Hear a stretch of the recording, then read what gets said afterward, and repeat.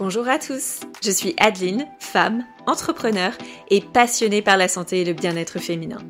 Ma philosophie, le savoir, c'est le pouvoir. Et quoi de plus puissant que de connaître son propre corps, comprendre son fonctionnement et maîtriser les réflexes préventifs à adopter pour véritablement prendre le contrôle de sa santé et de son bien-être en tant que femme. C'est au travers de discussions franches avec d'autres femmes, amis, proches ou encore collègues, mais également avec des professionnels de santé que j'ai pensé pourquoi ne pas partager ces situations, ces découvertes et autres pépites de la vraie vie avec vous toutes et tous. Bienvenue sur Naviguer sa féminité, le podcast où nous allons partager connaissances, informations et expériences pour que nous puissions toutes prendre le contrôle de notre santé et de notre bien-être tout au long de nos vies de femmes.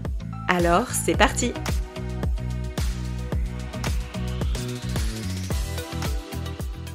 Chaque année, le mois d'octobre est consacré à la sensibilisation au cancer du sein à travers la campagne Octobre Rose, en place depuis 1985. En France, on estime qu'une femme sur 8 risque d'être touchée par ce type de cancer au cours de sa vie et on recense plus de 60 000 femmes atteintes chaque année.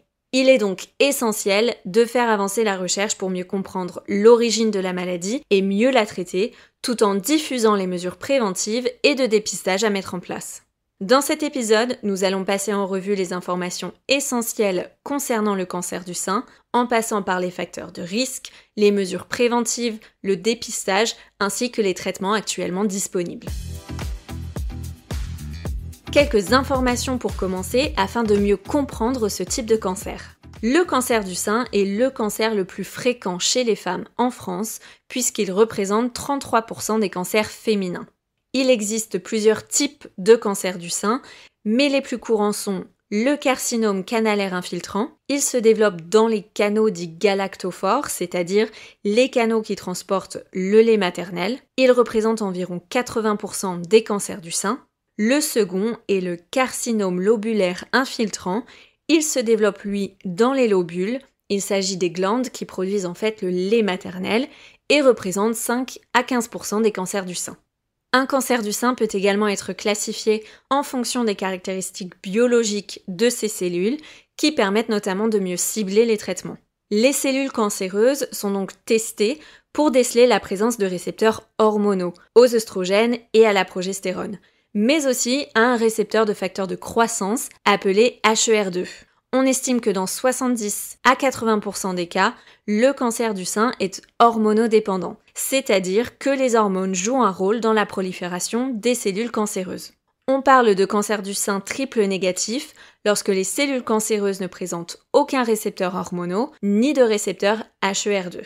Enfin, on distingue 3 niveaux de grade dans les cancers du sein. Le grade 1 correspond aux tumeurs les moins agressives, le grade 3 correspond aux tumeurs les plus agressives, et le grade 2 est un grade intermédiaire entre les grades 1 et 3. Quels sont les facteurs de risque qui peuvent favoriser le cancer du sein et les mesures de prévention à mettre en place? Si certains facteurs de risque ne permettent aucune action de notre part, d'autres sont liés au mode de vie. Parmi ces principaux facteurs, on retrouve notamment l'âge. 80% des cancers du sein se développent chez les femmes âgées de 50 ans et plus. La génétique, le fait d'avoir une proche parente atteinte d'un cancer du sein augmente le risque. Les facteurs hormonaux, des règles précoces, une ménopause tardive ou encore la prise d'un traitement hormonal substitutif peuvent augmenter le risque. Du côté des facteurs liés au mode de vie, on retrouve l'obésité, la consommation d'alcool et le manque d'activité physique. Tous sont liés à un risque plus élevé. Donc bien qu'il n'y ait pas de moyen sûr de prévenir le cancer du sein, puisque nous l'avons vu, certains facteurs de risque sont totalement indépendants de notre volonté, comme l'âge ou encore la génétique, il est possible d'avoir une action positive sur les facteurs liés au mode de vie. En passant par le maintien d'un niveau de poids sain, l'obésité augmentant le risque de cancer du sein notamment après la ménopause, par la pratique régulière d'une activité physique pour maintenir un bon équilibre hormonal, par la limitation de sa consommation d'alcool, même modérée, elle peut augmenter le risque de cancer, et en envisageant d'allaiter puisqu'il a été démontré que l'allaitement réduit légèrement le risque. Intéressons-nous maintenant au dépistage et au diagnostic. La détection précoce des cancers du sein est cruciale. Plus il est détecté tôt, meilleurs sont les résultats du traitement. Il existe aujourd'hui plusieurs façons de pouvoir les détecter, en commençant par l'autopalpation. Il s'agit tout simplement de se familiariser avec l'aspect et la sensation de ses seins. Si vous remarquez des changements, des bosses, des fossettes ou un écoulement au niveau du mamelon, consultez un médecin. Il est également recommandé de faire examiner vos seins chaque année par un professionnel de santé qui prendra là aussi la forme d'une palpation mammaire, en particulier pour les femmes de plus de 40 ans. Pour les femmes âgées de plus de 50 ans, elles doivent passer une mammographie de dépistage tous les 2 ans. Celles qui présentent un risque plus élevé peuvent en avoir besoin plus tôt ou plus fréquemment. La mammographie va permettre notamment de détecter les tumeurs avant qu'elles ne soient suffisamment grosses pour être ressenties. Enfin, pour les femmes qui ont des antécédents familiaux importants de cancer du sein ou de l'ovaire, des tests génétiques visant à détecter des mutations dans les gènes BRCA1 et BRCA2 peuvent être recommandés. Une fois diagnostiqués, quels sont les traitements qui peuvent être mis en place ? Si un cancer du sein est diagnostiqué, le traitement dépendra du type et du stade du cancer, ainsi que de l'état de santé général de la patiente.